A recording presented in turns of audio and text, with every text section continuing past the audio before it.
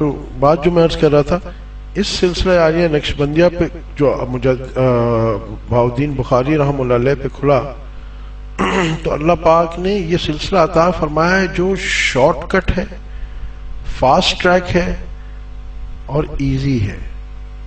مثال یوں سمجھ لیجئے کہ ایک آدمی لاہور جا رہا ہے بیل گاڑی پہ، ایک آدمی جا رہا ہے گھوڑا گاڑی پہ، ایک جا رہا ہے ٹرین پہ، ایک جا رہا ہے پلین پہ۔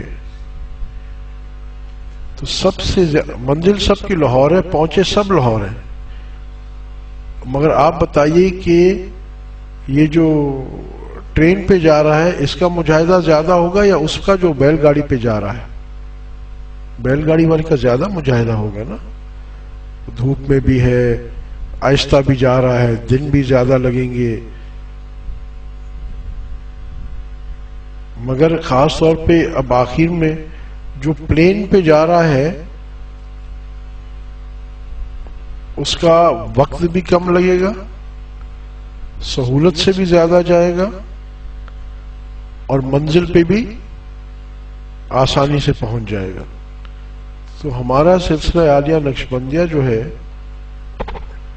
یہ ایسا ہی ہے، آسان، اتنا آسان کہ بعض اوقات آسانی سب سے بڑی مشکل بن جاتی ہے۔ کیسے؟ یہاں اکثر دوست جو بیٹھے ہیں ان سے پوچھئے، کہتے ہیں کہ حضرت تسبیحات ماشاءاللہ پوری ہو رہی ہیں، تلاوت بھی ہو جاتی ہے، شجرہ بھی پڑھ لیتے ہیں، اور حضرت نوافل بھی پڑھ لیتے ہیں، تہجد اشراق بھی جاری ہے، بس حضرت تو تھوڑا مراقبہ رہ جاتا ہے۔ اچھا، جو مراقبہ کرتا بھی ہے، حالانکہ اتنا سمپل، آپ خود سوچئے اس کو، حضرت میں کوشش کرتا ہوں مراقبے کی، ہوتا نہیں ہے، اور میں کہتا ہوں کہ اس میں ہونے کی بات کیا ہے؟ کسی چیز میں جہاں مجاہدہ چاہیے وہاں تو کوئی بات سمجھ میں آتی ہے ہونا نہ ہونے کی، مگر اس میں تو آسان ترین چیز ہے کہ آپ آنکھیں بند کر کے بیٹھ جاؤ، نہ آپ نے زور سے کوئی کسی کو پکارنا ہے، نہ تسبیحاں گھمانی ہے، نہ کوئی ضربے لگانی ہے، نہ حرکت کرنی ہے، صرف آنکھیں ہی بند کرنی ہے اور سر جھکانا ہے، بس آپ کا مراقبہ شروع۔ اتنا آسان ہے۔ اچھا، اب لوگوں کو کیا مسئلہ پڑتا ہے اکثر کو، کہ جو لوگ شروع بھی کر دیتے ہیں مراقبہ، ان کا یہ ایشو بنتا ہے کہ حضرت ہم مراقبہ کی کوشش کرتے ہیں، ہم سے مراقبہ ہوتا نہیں، صحیح نہیں ہوتا۔ میں پوچھتا ہوں یہ ہوتا نہیں اور صحیح نہیں ہوتا، یہ مراقبہ غلط کیسے ہو سکتا ہے؟ مراقبہ صحیح نہیں ہوتا، کیا معنی آپ کے؟ حضرت ہم بیٹھے، ہم سے بیٹھا نہیں جاتا، بس 10-15 منٹ بعد ہم آنکھیں کھول دیتے ہیں۔ ہمیں تو لگتا ہے اچھا کیوں صحیح نہیں لگتا ان کو؟ اس کی بھی ایک وجہ ہے، وہ اس واسطے صحیح نہیں لگتا کیونکہ جب وہ کرنے بیٹھتا ہے اول بیٹھ نہیں پاتا۔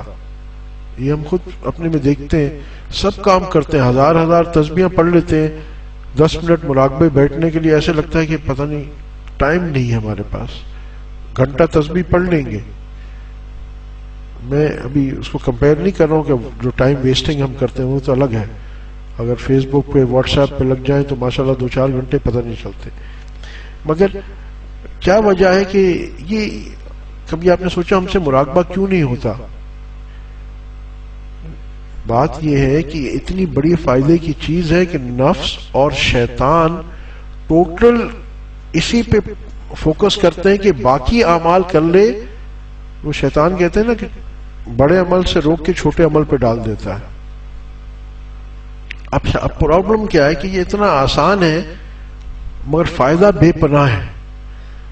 اس وقت کیا ہوتا ہے کہ انسان محسوس نہیں کر پاتا مجھے کتنا بڑا فائدہ ہوتا ہے، اور جب بیٹھ جاتا ہے تو پھر شیطان ادھر ادھر کے خیالات اس کے دل میں ڈالنا شروع کرتا ہے، نفس اس کو پریشان کرنا شروع کرتا ہے، یہاں تک کہ اس کے ذہن میں وہ خیال آئے گا جو اس نے 10 سال سے نہیں سوچا ہوگا۔ ایسے الٹے سیدھے اور تنگ کرنے والے بےہودہ لایانی خیالات آنا شروع ہو جاتے ہیں کہ آدمی خود شرمندہ ہو جائے یار یہ کیا ہو گیا، یہ تو میں تو ذکر کرنے بیٹھا ہوں اللہ کا، میرا ذہن کہاں جا رہا ہے، یہ تو چیز میں نے کبھی سوچی بھی نہیں تھی، میرا مراقبہ صحیح نہیں ہو رہا. اور یہ کہہ کے ہم اٹھ جاتے ہیں. اور شیطان کا یہی مقصد ہوتا ہے کہ اس کو کسی طرح گھما پھرا کے میں اٹھا لوں. کیونکہ بات یہ ہے کہ چاہے دیکھیں اعلیٰ درجہ تو بے شک یہ ہے کہ آدمی ہر چیز سے ہٹ کٹ کے صرف فوکس اس نے اپنے اس لطیفے پہ کیا جو اس کا سبق ہے. جیسے لطیفہ قلب ہے تو لطیفہ قلب پہ اس نے صرف فوکس کیا کہ میرا یہ دل اللہ اللہ کہہ رہا ہے، میں اس کو سن رہا ہوں، وہ اسی پہ رہے کہ میرا دل، اس کی توجہ ادھر ہی رہنی چاہیے.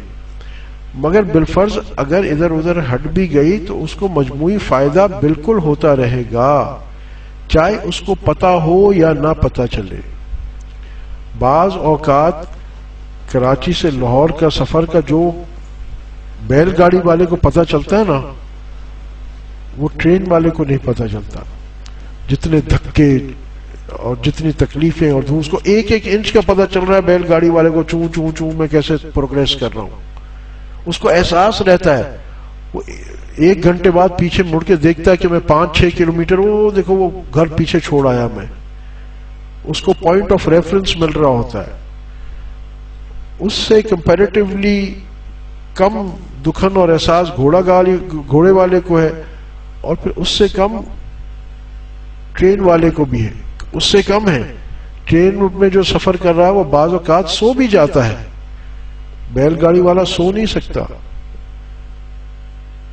اس کو کنٹینیوس جاگے رہنا ہے بیل گاڑی چلانے کے لیے. تو کنٹینیوس 24/7 اگر وہ سفر کر رہا ہے تو اس کو ایک ایک سفر کا لمحہ پتہ چلتا ہے، ایک ایک جھٹکا لگتا ہے.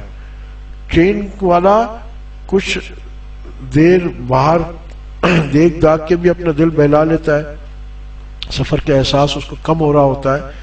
مگر ٹرین والے کو بھی احساس سفر، کیونکہ کچھ جھٹکے لگ رہے ہیں، اور اس سے بڑا جو باہر کھڑکی سے دیکھ رہا ہے اس کو پوائنٹ آف ریفرنسز مل رہے ہیں.